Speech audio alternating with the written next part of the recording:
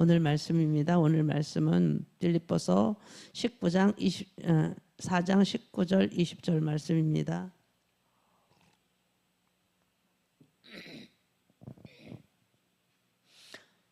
같이 합독하시겠습니다. 나의 하나님이 그리스도 예수 안에서 영광 가운데 그 풍성한 대로 너의 모든 쓸 것을 채우시리라.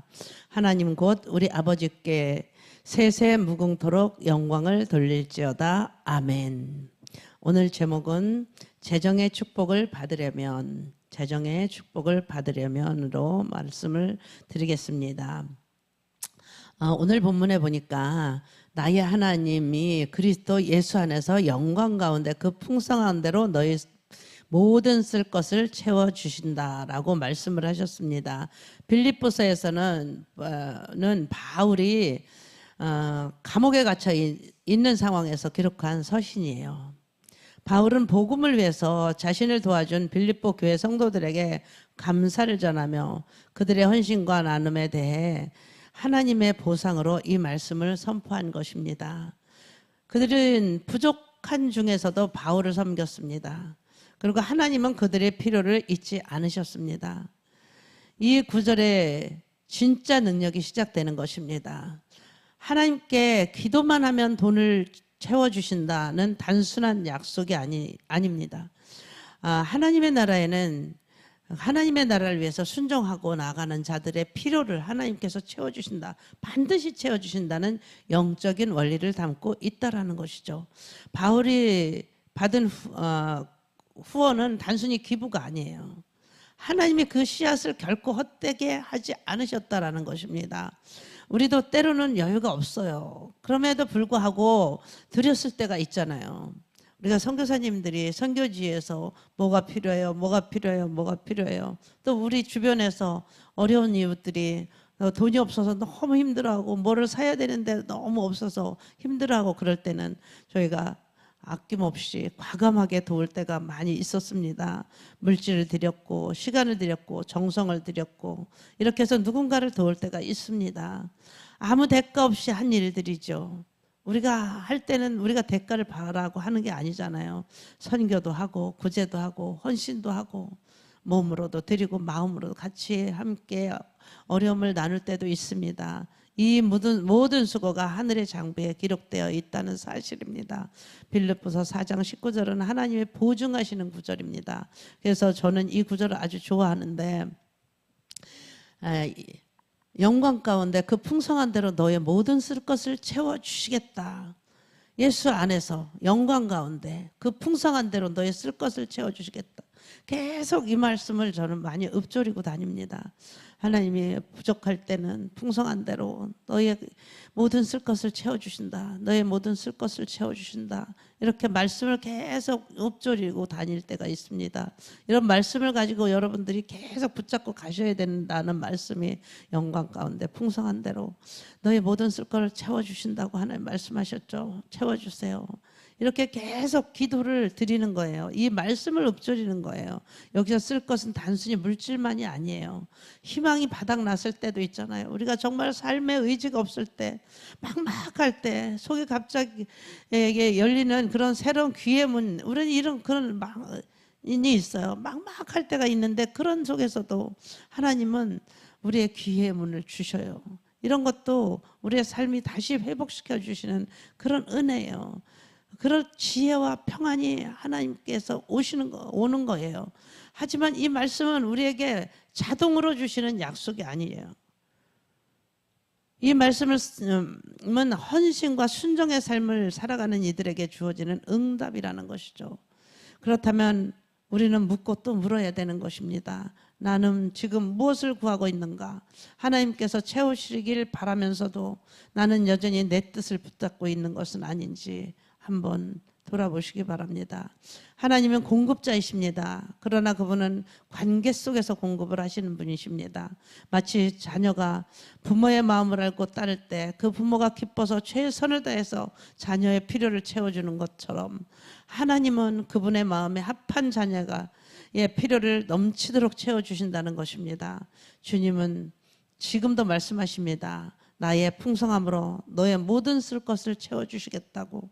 이 말씀은 그분의 성품과 뜻을 신뢰하는 것입니다. 우리가 그분을 신뢰해 드리는 것입니다. 그리고 그 믿음을 삶으로 보여드릴 때 하나님은 반드시 채워주시는 분이심을 여러분들의 삶에서 증명해 보이시는 것입니다. 나의 하나님 그리스도 예수 안에서 영광 가운데 그 풍성한 대로 너의 모든 쓸 것을 채우시리라. 이 말씀을 믿고 여러분들이 계속 이 말씀을 읊조리고 다니십시오. 두 번째입니다. 마태복음 6장 33절. 너희는 먼저 그의 나라와 그의 의를 구하라. 그러면 이 모든 것을 너희에게 더하여 주시겠다고 말씀을 하십니다. 이 말씀은 예수님께서 산상수훈 중에 하신 말씀입니다. 가장 유명한 선언입니다. 우리가 너무나도 자주 듣던 구절이고 정작 삶에서는 쉽게 잊혀지는 말씀이기도 합니다. 왜냐하면 우리의 현실이 언제나 내 문제가 너무 많기 때문에 우리는 계속 문제를 만들어 가기 때문입니다. 경제적인 어려움 앞에서도 하나님 나라를 구하기보다는 내 생활비가 먼저 떠오를 때가 많이 있습니다. 우리는 인간이고 육신을 입은 채로 살아가기 때문에 그럴 수밖에 없습니다. 하지만 예수님은 그 말씀을 통해서 삶의 우선순위를 거꾸로 하라고 말씀을 하시는 거예요. 하나님 나라와 하나님의 의를 우리의 삶의 필수적인 우선순위에 두라고 이렇게 계속 말씀을 하시는 것이죠. 먼저 하나님 나라를 구하라. 이 말은 하나님의 다스림을 내 삶 가운데서 구하라는 것입니다. 여기에 중요한 사실은 하나님은 순서를 중요하게 여기시는 것입니다. 하나님은 우리의 필요를 모르시는 분이 아니시라는 거죠. 하나님은 그분의 모든 쓸 것을 그분이 우리의 모든 쓸 것을 먼저 아시고 계시는 분이시라는 것을 우리가 알아야 하는 것입니다. 하지만 그분이 원하신 것은 우리가 먼저 하나님을 인정하는 삶의 태도라는 것이죠. 이 말씀은 문자 그대로 믿고 실천하는 수많은 사람들이 있습니다. 이 말씀을 믿고 그냥 그의 나라를 먼저 구하는 사람들이 정말 이 나라에도 우리 크리스찬 중에서도 너무 많습니다. 그들이 재정이 부족했지만 하나님의 일을 먼저 생각을 했고 자기는 김치만 먹고 밥만 먹고 그러면서도 하나님 나라를 먼저 생각한 사람들의 간증을 우리는 들을 수가 있습니다. 자기는 라면을 하나 가지고 3끼를 나눠서 먹으면서도 하나님 나라를 먼저 생각하고 주일학교를 위해서 주일학교 학생들에게는 짜장면 사주고 짬뽕 사주고 그러면 이제 탕수육 사주고 우리 선생님 됐다 부자야 우리 선생님 됐다 부자야. 자기는 그 라면 하나 갖고 3끼를 먹었다고 그렇게 간증하는 걸 들었습니다. 아이들이 됐다 부자야 이렇게 말해주니까 자기가 정말로 됐다 부자가 됐다라고 간증을 들어봤습니다. 우리는 봉사를 멈추지 않아. 그런 사람들이 있습니다. 예배를 포기하지 않은 사람들, 정말로 어려운 삶 속에도 예배를 포기하지 않은 사람들, 물질이 있을 때나 없을 때나 동일하게 하나님을 첫 번째 자리에 두었다는 것입니다. 그런 사람들이 우리나라에 너무나 많았습니다. 선교를 하기 위해서 선교사들을 도우기 위해서 자기의 모든 것을 전 재산을 팔아서 드린 사람들도 너무나 많습니다. 그 결과 하나님께서 이 땅에 이 나라에 이렇게 큰 부요를 주신 것인데 우리는 그것을 망각할 때가 많이 있습니다. 그래서 정말 내 돈을 드리는 것 같고 내 것을 드리는 것 같지만 우리는 그것이 아까워서 드리지 못하는 사람들도 있지만 그것이 하나도 아깝지 않게 다 내어드리는 사람도 있고 우리는 작은 정성을 드릴 수도 있다라는 것입니다. 그리고 결국 하나님은 그들에게 이 모든 것을 더해 주셨습니다. 여기에서 말하는 것은 돈만을 말하는 것이 아닙니다. 필요한 지혜를 주셨고 새로운 일자리도 주셨고 건강을 주셨고 인간관계를 주셨고 심지어는 생각지도 못한 귀의 문을 다 열어주셨습니다. 그 현승원 전도사를 보면 그분은 어렸을 때부터 선교사님을 한 분 계속 늘려 그 가족이 다 돈을 벌을 때부터 그냥 아버지 것 너무 많아갖고 나눠서 드리기 시작을 했다고 합니다. 지금은 3천억을 가진 자산가입니다. 하나님께서는 그렇게 놀랍도록 채워주시고 그분을 통해서 놀랍도록 흘려보내는 그런 삶을 살게 하신 것입니다. 하나님의 약속은 언제나 우리의 상상을 초월하는 방식으로 이루어지는 것입니다. 예수님은 우리에게 순서를 바꾸라고 말씀을 하십니다. 먼저 하나님, 그리고 나. 단순한 원리가 우리의 삶을 바꾸고 막혀있던 재정의 길을 열어주시는 것입니다. 우리가 하나님 나라의 삶의 첫 자리에 둘 때 우리는 우리의 필요를 그분의 방식으로 채워가신다는 것을 볼 수 있습니다. 그 공급은 단기적인 해결이 아닙니다. 지속적인 가능한 은혜의 돌봄으로 다가옵니다. 많은 사람들이 겪고 있는 재정적인 압박을 삶의 중심에 다시 하나님이 옮기라는 하나님의 부르심일지도 모릅니다. 우리가 먼저 하나님을 선택할 때 그분도 반드시 우리의 모든 필요를 책임져 주신다라고 말씀을 하시는 것입니다. 그래서 우리는 너희는 먼저 그의 나라와 그의 일 구하라. 그리하면 모든 것을 너에게 더하시리라. 하나님의 약속의 말씀을 붙잡고 기도를 드리셔야 하는 것입니다. 먼저 그의 나라와 그의 일을 구하라. 그래야만 모든 것을 너에게 더하시라. 모든 것을 더해 주시겠다. 모든 것을 더해 주시겠다. 계속 이 말씀을 읊조려야 되는 것입니다. 세 번째는 심는 대로 거두리라 라고 말씀을 하십니다. 갈라디아서 6장 7절입니다. 스스로 속이지 말라. 하나님은 만월의 여김을 받지 아니하시나니 사람이 무엇으로 심든지 그대로 거두리라. 사람이 무엇으로 심든지 그대로 거둔다고 말씀하십니다. 이 말씀 간단하고 명확합니다. 그러나 그 안에 담긴 원리는 우리의 신앙뿐만 아닙니다. 재정, 인간관계, 심지어는 건강, 말, 습관까지도 적용되는 영적인 법칙입니다. 심는 대로 거둔다. 우리는 이 말씀을 너무나도 많이 듣습니다. 물질로 심으면 물질로 거두고, 이 육체와 건강은 물질로 몸으로 심으면 건강으로 거둔다. 우리는 이런 건 진짜 문제는 따로 있다는 거예요. 진짜 믿느냐는 거죠. 진짜로 믿느냐? 많은 사람들이 심지 않으면서 거두기를 기대한다는 거죠. 하나님께 순정 없이 응답을 원하고 드림 없이 채움을 바라고 인내 없이 열매를 구하려 한다는 것입니다. 하지만 하나님은 자연의 법칙과 동일한 원리로 우리의 삶에 또 심고 거두는 시간을 허락하시는 것입니다. 농부가 땅에 씨를 심어야 반드시 그 씨가 열매를 맺게 돼 있는 것입니다. 우리가 벼를 심으면 벼가 나오고 콩을 심으면 콩이 나오고 팥을 심으면 팥이 나오는 것입니다. 우리 목사님도 지금 고추를 심어서 많은 열매를 거둬들이고 토마토를 심어서 많은 열매를 거둬들이고 가지를 심어서 많은 열매를 거둬들이는 것처럼 심는 것은 그대로 거두는 것입니다. 심는 것이 말씀에 근거한 믿음의 행동이라면 그 열매는 반드시 풍성하고 복된 결과를 가져오게 되는 것입니다. 반대로 심지 않으면 엉뚱한 곳에 심으면 우리가 심지 않거나 엉뚱한 곳에 심을 수가 있습니다. 그렇다면 수확이 없거나 왜곡되기 마련입니다. 그 구절은 바울이 말합니다. 스스로 속이지 말라고요. 이 표현은 사실 너무 날카로운 경고장입니다. 다시 말하면 내가 아무것도 하지 않으면서 거둘 수 있는 것처럼 착각하지 말라는 것입니다. 하나님은 속지 않으시는 분이십니다. 그분은 우리의 중심을 아시는 분이십니다. 특히 재정의 문제에 있어서 이 원리를 더욱 분명하게 작동합니다. 돈이 없을 때 더 움켜쥐고 싶은 것이 인간의 본능입니다. 나 쓸 것도 없는데, 내가 지금 카드값 막을 것도 없는데 내가 어떻게 드려? 하지만 하나님의 경계는 거꾸로 움직이는 것입니다. 심을 때 거두게 되고 드릴 때 채워지게 되고 비울 때 채움이 시작된다라는 것입니다. 어떤 분들은 이렇게 말합니다. 지금 드릴 수가 없어요. 지금 드릴 수가 없어요. 여유가 생기면 그때 할게요. 하지만 성경은 분명히 말합니다. 무엇이든지 심는 대로 그대로 거두리라. 무엇을 심든지 그대로 거둔다는 것입니다. 적게 심으면 적게 거두고 많이 심으면 많이 거두는 것입니다. 여기에서 중요한 것이 심는 질과 태도입니다. 억지로가 아니라 기쁨으로 심어야 한다는 것이죠. 자랑으로 아니라 사랑으로 심어야 한다는 것입니다. 또한 이 말씀은 시간의 법칙도 내포하고 있는 것입니다. 심자마자 거두는 열매가 있습니다.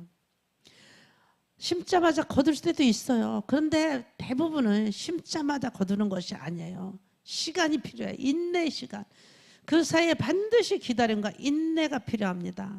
하나님은 급할 때는 바로 주실 때도 있어요. 그렇지만 우리는 인내해야 되는 것입니다. 하나님은 우리가 그 시간을 통과하면서 더욱 겸손해지고 믿음이 자라기를 원하시는 것입니다. 우리는 과거에 수고했던 헌신했던 일들이 아무런 결과도 없이 사라졌다고 생각할 수도 있습니다. 하지만 하나님은 결코 잊지 않으신다는 것이죠. 우리의 눈물도 하나님은 보셨습니다. 우리의 헌신도 하나님 보셨습니다. 우리의 기도를 하나님 들으셨습니다. 우리의 섬김도 하나님은 보셨습니다. 우리의 드림도 하나님은 다 기억하고 계십니다. 하나님 장부에 다 낱낱이 정확하게 기록하고 계십니다. 우리가 해야 할 일은 단 한 가지 계획해서 좋은 씨를 심는 것입니다. 좋은 씨를 심어야 되네. 말씀의 뿌리를 내리고 정직하게 살아야 하는 것입니다. 하나님의 뜻을 따라 행동을 해야 하는 것입니다. 필요한 자에게 나누고 감사로 드릴 때 하나님은 때가 되면 반드시 거두게 하십니다. 하나님은 거짓이 없으신 분이시며 약속대로 갚으시고 채우시는 분이십니다.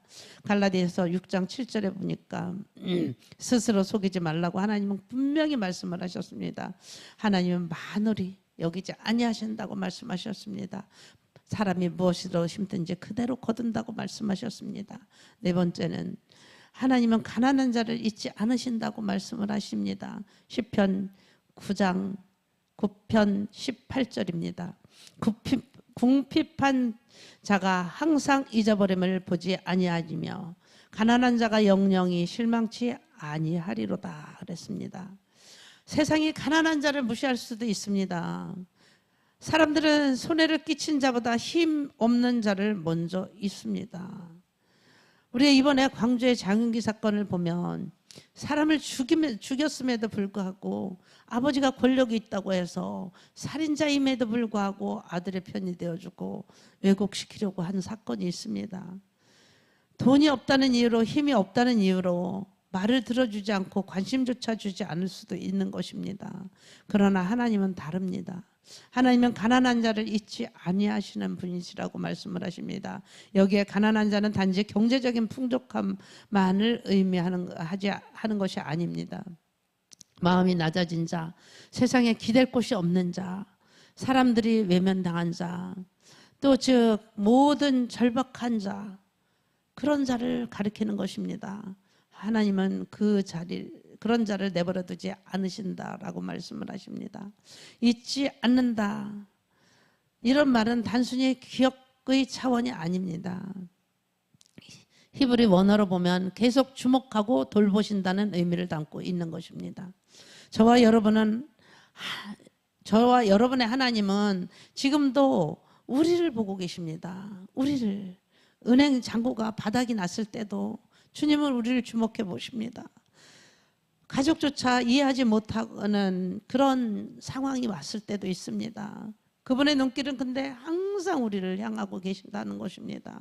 우리도 다 이런 가난할 때도 있었고 왜 이 가난한데 저는 게으러서 무능해서 이렇게 비난을 받을 수도 있습니다. 근데 아무리 노력해도 우리가 어려울 때가 있었습니다. 그런데 하나님의 눈은 우리를 항상 따라다니시고 내가 너를 잊지 않는다.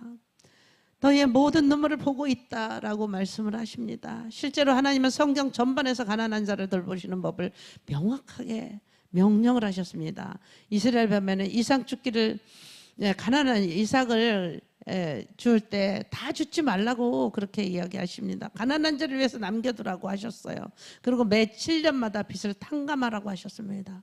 우리나라에도 이 탕감 제도가 있는데 이걸 잘 내는 사람들은 좀 아까울 수도 있지만 또 이용하는 사람들, 그런 사람들은 나쁘지만 이게 성경적인 것이라고 말할 수 있는 것입니다. 매 7년마다 빚을 탕감하 정말로 열심히 살려고 하다가 안 되는 사람들, 그냥 기업을 운영하다가 그냥 부도가 나는 그런 사람들도 있지 않습니까? 약자에게 불이한 이자를 받지 말라고 하나님 말씀하셨어요. 왜일까요? 그분은 약자의 편에 서시는 하나님이시기 때문에 그렇습니다. 뭐 혹시 여러분들이 지금 실망하고 있다면 오늘 이 말씀을 바라보고 가십시오. 가난한 자가 영영에 실망치 아니하리로다. 실망하지 않는다. 하나님은 결코 가난한 자를 버려두지 않으신다라는 것이죠. 그리고 지금도 우리의 이름을 하나님의 손바닥에 새기며 매일같이 기억을 한다라는 것입니다. 우리는 하나님의 시선을 믿어야 하는 것이죠. 사람들은 나를 어떻게 보든지 내 상황이 어려워도 하나님은 지금 이 순간에도 우리를 잊지 않고 다시 일으킬 계획을 세우고 계시다는 것이죠. 재정이 무너졌을 때도 하나님의 사랑까지 사라지는 것은 아닙니다. 하나님은 우리의 모든 현실을 아시는 분이시요.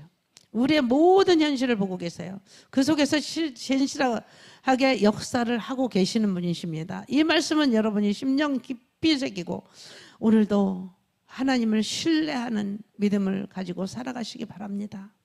그분은 반드시 일을 하십니다.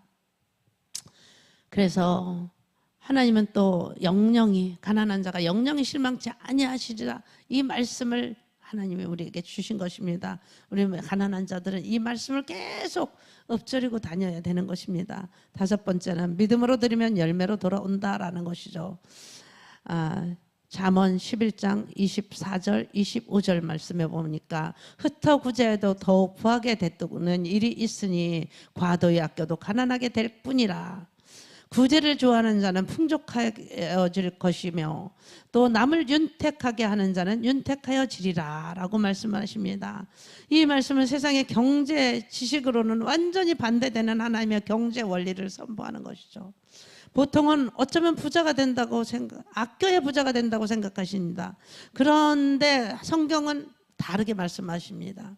과도히 아껴도 가난하게 될 뿐이다. 왜 그럴까요? 하나님 나라의 경제는 보존하는 것보다는 흘려보내라는 것이죠. 재정을 움켜잡을수록 말라간다. 흘려보낼수록 더 물줄기가 생겨난 것입니다. 이 말씀이 바로 이 원리를 알려주는 대표적인 구절입니다. 흩어 구제해도 더욱 부하게 되는 일이 있다. 이것은 단순히 도덕적인 선행이 아니라는 것이죠. 이것은 믿음으로 하나님의 공급을 신뢰하는 약속입니다. 많은 분들이 내게 가진 것이 없는데 어떻게 나누냐라고 말을 합니다. 그러나 성경에는 있는 만큼이라도 흩어 나누는 자에게 하나님이 다시 채우신다고 분명히 말씀을 하십니다. 잠언은 남을 윤택하는 자는 자기도 윤택하여진다라고 말씀을 하십니다.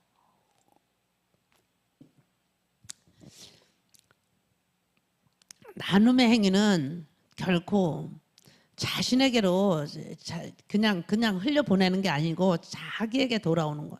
결국은 자기에게 돌아오는 거예요. 어떤 행위로든 하나님은 그 열매를 반드시 돌려주신다라는 것이죠. 때로는 물질로, 때로는 사랑으로, 때로는 막혔던 일들이 열어지는 것이에요. 여기에서 윤택해진다는 것은 풍족함을 넘어서 마음의 여유와 삶의 풍족함까지 말을 하는 것입니다. 말씀은 단순히 돈이 많아진다는 뜻이 아니에요. 하나님이 주시는 인격적인 회복과 만족을 의미하는 것입니다. 우리는 이런 말씀을 보면서 정말로 하나님의 원리를 우리가 알아가야 되는 것입니다. 구제를 좋아하는 자는 풍족하게 될 것이고 남을 윤택하게 하는 자는 자기도 윤택해지겠다라고 하나님은 말씀을 하시는 것입니다. 그래서 우리가 이런 말씀을 붙잡고 계속 기도를 드려야 되는 것입니다. 여섯 번째는 말씀을 믿고 순종할 때 하나님의 재정 공급이 시작되는 것입니다. 마태복음 7장 24절 그러므로 누구든지 나의 이 말을 듣고 행하는 자는 그 집을 반석 위에 지은 지혜로운 사람 같다라고 말씀을 하세요. 하나님은 언제나 말씀하십니다. 그런데 놀라운 사실은 응답은 말씀을 듣는 순간이 아니라 그 말씀에 순종했을 때 시작이 된다라는 것이죠.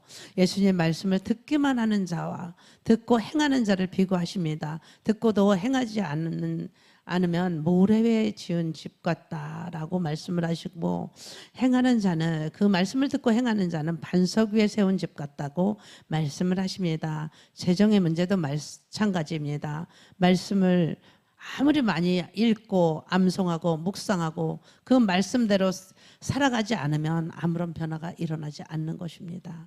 하나님이 채우신다. 그 말씀을 들었는데도 염려로 가득 채우고 움켜잡고 그 말씀 삶 속에서 아무 영향, 그렇게 한다면 그 말씀이 아무리 많이 알아도 말씀이 우리의 삶 속에 아무런 영향을 주지 못하는 것입니다. 하나님은 말씀을 통해서 마음의 결단뿐만 아니라 실제 행동도 요구하시는 것입니다. 그리고 행동으로 믿음의 걸음을 옮겼을 때 하늘의 문이 열리고 하나님의 공급이 시작되는 것입니다. 예수님께서는 5,000명을 먹이실 때도 작은 아이의 가지고 온 그 도시락 떡 5개와 물고기 2마리를 가지고 왔던 소년이 있었습니다. 그 도시락 아무것도 아닐 수도 있습니다. 한 사람이 먹으려고 아니면 2사람이 먹으려고 가지고 왔을 수도 있었습니다. 그런데 예수님의 손에 들려지니까 기적을 보인 것처럼 순종은 많고 적음에 있는 문제가 아니라는 것이죠. 순종은 지금 내 손에 있는 것을 하나님의 말씀에 따라 하나님 손에 내어 드리는 것입니다. 믿음이 먼저 움직이는 선택입니다. 보고 나서 믿는 것이 아닙니다. 믿고 나서 움직이는 것이 진짜 믿음입니다. 우리는 하나님의 온전한 믿음을 가지고 살아가야 되는 것입니다. 그렇게 할 때 하나님 앞에 순종을 드리는 것.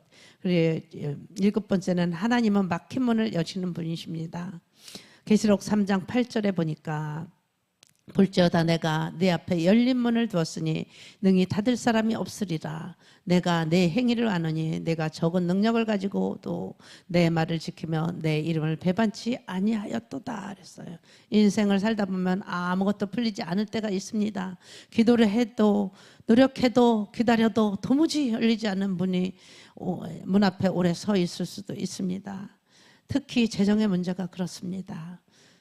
수입도 없고 귀에도 보이지 않고 마치 사방에 꽉 막힌 골방에 갇힌 듯한 기분이 들 때도 있습니다. 하지만 예수님은 내가 문을 열어놨으니 그 문을 닫히지 않을 것이다 라고 말씀을 하시는 것입니다. 이 말씀은 단순히 언제 기회가 올 거야 라는 말씀이 아니에요. 하나님은 이미 열어두신 문이 있다라는 것입니다. 그리고 그 문은 아무도 닫을 수가 없다라는 것입니다. 우리 눈에는 닫혀 보일 수가 있습니다. 그런데 현실은 벽처럼 보여도 하나님의 열린 문을 예배해 두셨습니다. 문제는 우리가 아직 그 열린 문으로 향하지 않기 때문에 그렇습니다. 하나님은 언제나 먼저 준비하고 계신 분이십니다. 우리가 살아갈 때 너무나도 힘들고 어려울 때 모세도 백성들이 홍해 앞에서 절망했을 때 하나님은 모세에게 손에 지팡이를 이미 주셨습니다. 그리고 그 지팡이를 통해 길을 열어주셨습니다. 막힌 문은 하나님의 우리의 믿음을 점검하라는 자리일 수도 있습니다. 그리고 우리가 보기에 아무리 일어나지 않는 그 시기에 아무 일도 없을 때 그런 시기가 있습니다. 아무리 애를 써도. 그러나 하나님은 열린 문, 이미 열어놓으신 문으로 우리가 통과할 수 있도록 우리가 돈으로는 살 수 없는 기회가 있습니다. 이 말씀은 힘으로 열 수 없는 문이에요. 그런데 사람이 연결해 줄 수 있는 자리를 하나님께서 오직 믿음과 순종으로 여실 수 있는 것을 선언한 것입니다. 그러니 우리는 삶의 영역에서 우리가 하나님이 이끌어 가신다는 것을 우리가 기억하시기 바랍니다. 하나님은 절망을 돌파구로 사용하시고 닫힌 문을 믿음의 통로로 사용하시는 분이십니다. 그래서 우리가 정말로 하나님의 말씀을 잘 믿고 따라가면 적은 능력을 가지고 또 내 말을 지키며 내 이름을 배반치 아니하기만 한다면 우리가 하나님의 열린 문을 열어놓은 그 문으로 통과할 수 있는 것입니다. 그래서 우리는 모든 것이 다 해결해지는 그 재정의 문제도 인생의 문제도 어쩌면 열린 문처럼 없는 문처럼 느껴질 수도 있지만 하나님은 반드시 여시는 분이심을 우리가 믿고 가야 되는 것입니다. 이미 여신 문을 오늘 아무도 닫지 못한다는 것을 기억하십시오. 그러니 포기하지 마십시오. 계속 기도하고 말씀을 붙잡고 그 문을 향해서 한 걸음 내딛는 것이 우리의 삶입니다. 우리의 목표입니다. 하나님께로 가는 길입니다. 기도 드리시겠습니다. 하나님 아버지 감사합니다. 그 풍성한 대로 너의 모든 쓸 것을 채우시겠다고 약속하신 하나님, 흩에 구제하면 더욱 부하게 될 것이다. 과도히 아껴도 가난하게 될 뿐이다 라고 말씀하신 하나님, 구제를 좋아하는 자는 풍족하게 될 것이고 남을 윤택하게 하는 자는 윤택하여 지겠다고 말씀하신 하나님이십니다. 내 앞에 열린 문을 두신 우리 아버지 하나님, 능히 닫을 사람이 없다고 하심을 감사합니다. 우리의 행위를 아시는 하나님, 작은 능력을 가지고도 내 말을 지켰다라고 말씀하시는 그 하나님의 임을 우리가 기억하게 하여 주시옵소서. 오늘도 그리해서 주님의 말씀에 순종하고 나가는 우리 모두가 되게 하여 주시옵소서. 감사드리며 오늘도 살아서 역사하시는 예수님의 이름으로 기도드렸사옵나이다. 아멘.